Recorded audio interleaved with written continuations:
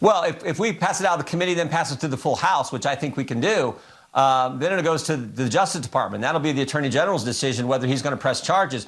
But if he does, I mean, it could be up to a year of jail time for failing to come and comply with a deposition and for subpoena deposition to be interviewed by Congress. So this is serious stuff. And again, and there it is, the death of irony. Because you may remember that it was Jim Jordan himself who ignored a congressional subpoena after having been issued one by the House Ethics Committee last year to discuss what he knew about Trump's role in the insurrection, along with Kevin McCarthy, Scott Perry, and Andy Biggs. And of course, Jordan ignored that subpoena only to show up now and decry the seriousness of ignoring congressional subpoenas. Because rules for thee, but not for me.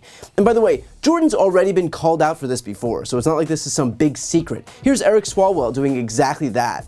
Jim Jordan's obstruction of justice committees that he's overseen have less credibility today than they did when we convened just 3 weeks ago.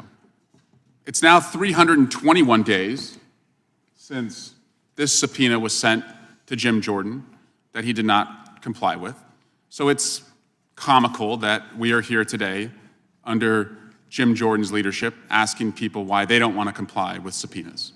The guy won't comply with the one that was sent to him 321 days ago. Witness to a crime, the crime that has led to more arrests than any investigation in America.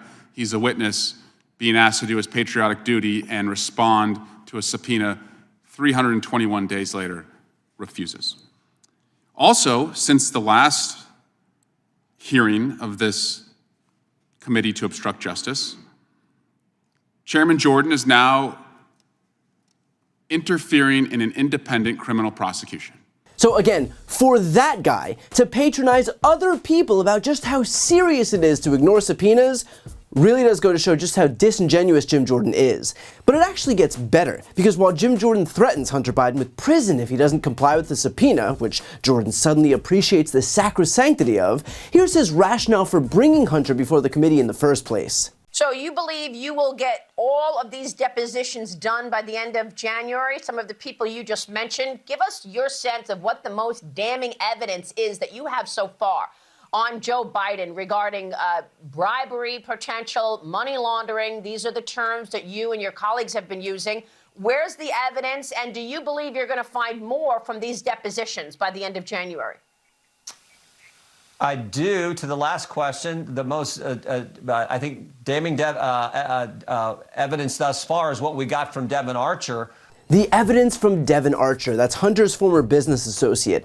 That's the impetus for bringing Hunter Biden before Congress. Only, small problem, Devon Archer literally testified that Biden was never involved in Hunter's business dealings, never profited from such business dealings, and never took official action in relation to these business dealings. Here's Daniel Goldman explaining exactly that during a congressional hearing.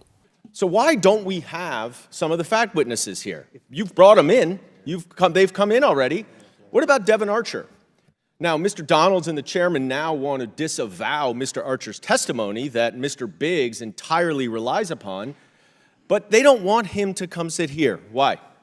Well, maybe because he testified that Joe Biden never discussed business with Hunter or other business associates, he got nothing from their businesses, and he never took any official acts related to the businesses. Or maybe the American people might hear that this $3.5 million from Batterina actually had nothing to do with Hunter Biden, which is what Devon Archer testified. Or what about Eric Schwerin, Hunter Biden's partner and accountant?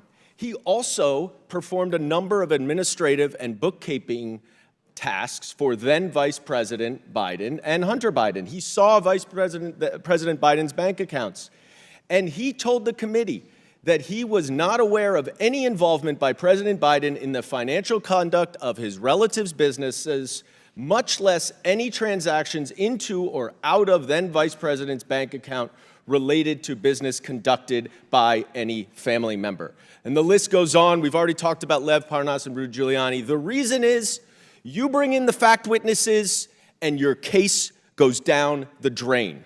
In fact, Republicans were so acutely aware that Devon Archer's testimony hurt their case that they blocked Goldman's efforts to introduce a portion of that testimony into the record. Chair, now recognize Mr. Chairman, I Connolly have a from Virginia unanimous for consent motion. Mr. Chairman, unanimous consent motion.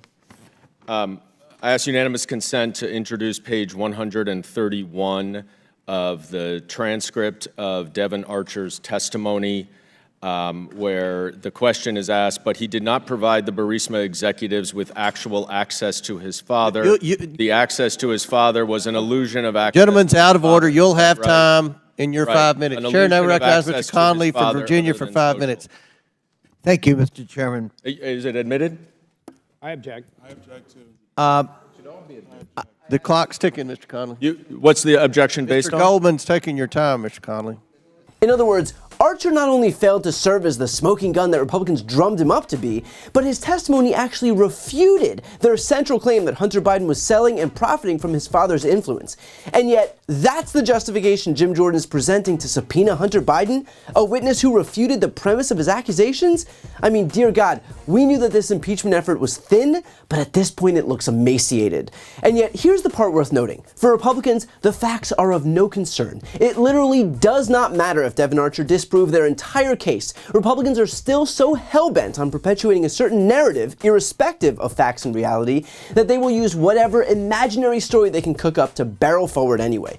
I mean, look no further than the fact that Jim Jordan, who himself had ignored a congressional subpoena, is grandstanding about the importance of following subpoenas, all based on a witness that literally disproved his own case. It is all just bullshit built on top of bullshit. But hey, Jim Jordan and the rest of these Republican hacks need to convey the optics of corruption as far as Biden is concerned, and if that means that they're going to defy the very physics of reality to do it, then clearly they have no problem with that.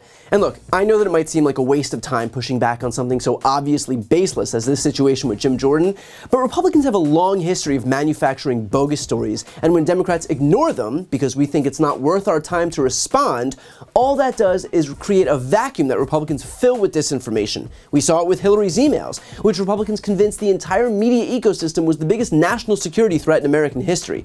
That's what happens when there's no pushback. And while it worked back then, it will not work now. So for as much time as the Jim Jordans of the world want to perpetuate this baseless narrative, we will be here proving why he's lying. Because given the absolute avalanche of evidence disproving this narrative, the only ones looking foolish here are them. Before you go, I need some help. Please subscribe to this channel and do your part to help grow the progressive media ecosystem.